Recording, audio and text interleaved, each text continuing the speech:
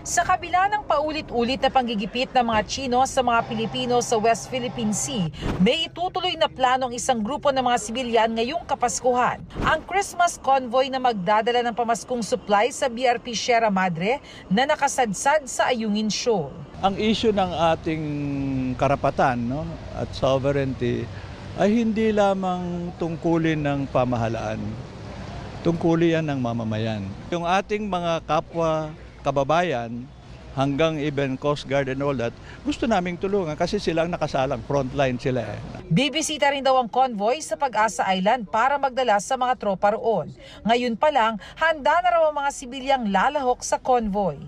Ayon sa atin ito, koalisyon mula 15 umakyat na sa 100 ang mga nais lumahok sa civilian-led supply mission patungo sa West Philippine Sea. This is a historic event and an opportunity.